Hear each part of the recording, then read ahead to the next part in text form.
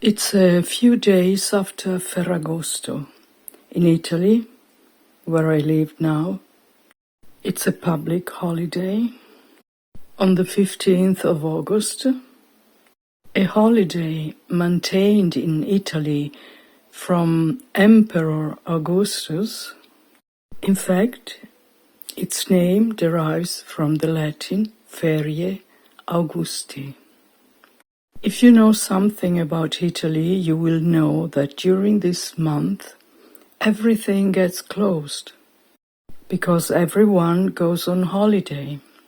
So it is a very stressful time for the ones on holiday because of the huge amount of people around, but it's an incredible, beautiful time if you remain at home.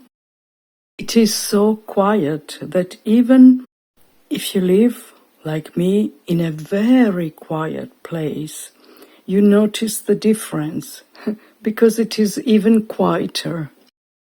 In these days of holiday, one of my friends came to visit me as she's on holiday, and before leaving to spend some time in their, she and her husband, little home in the Apennine above Genova, she came to pay me a visit.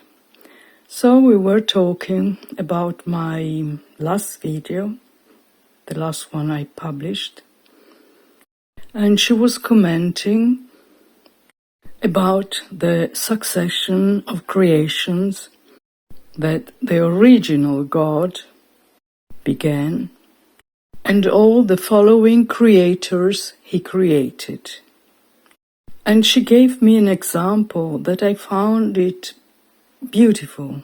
She said, it is like a big explosion where the strongest energy is in the center where it originated, while on the periphery is less and less strong.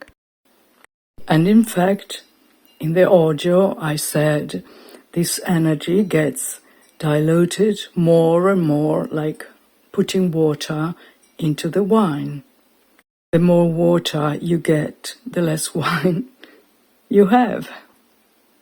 And therefore, less perfect beings get created. Beings that in their imperfection create more and more imperfect beings.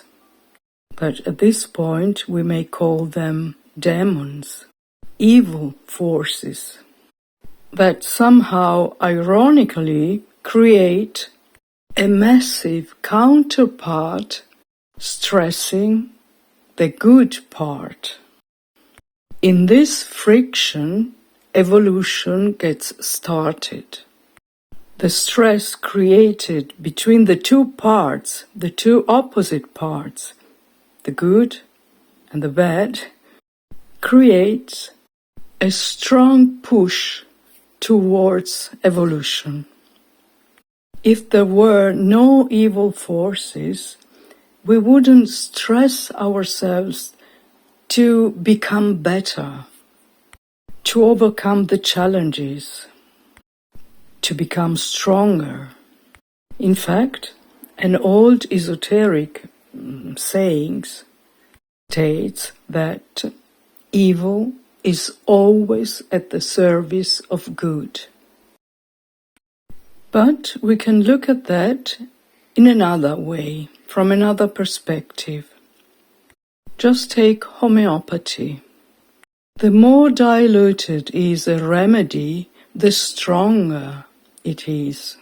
The most diluted remedy in homeopathy contain almost nothing of that element. Therefore, science and the official medicine laugh at homeopathy because they say, how can a remedy cure when there is no element in it? Just an information. And the information is a vibration without matter. It is just a hint of an illusion And yet it is so powerful.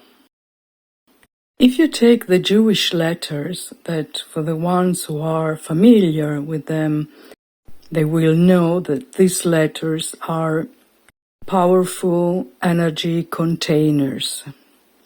The letter representing God, Yod, which is the number 10, is the smallest letter.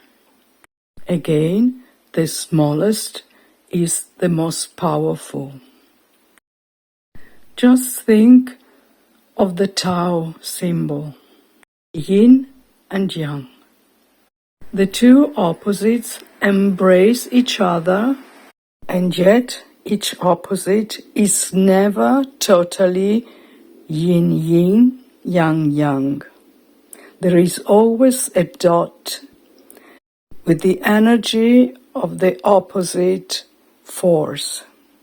In the yin part, there is always a dot with the energy of the yang part, and so the same with the yang part, with the dot containing the energy of the yin force. Again, that little dot doesn't allow to the specific energy in which it is to rest. It creates a disturbance, and it is exactly that disturbance which generates the stress necessary to push forward the mass of energy containing the dot with the opposite force. Therefore, we must understand that the evil, the demons, are the necessary hustle to push us into action in order to overcome it.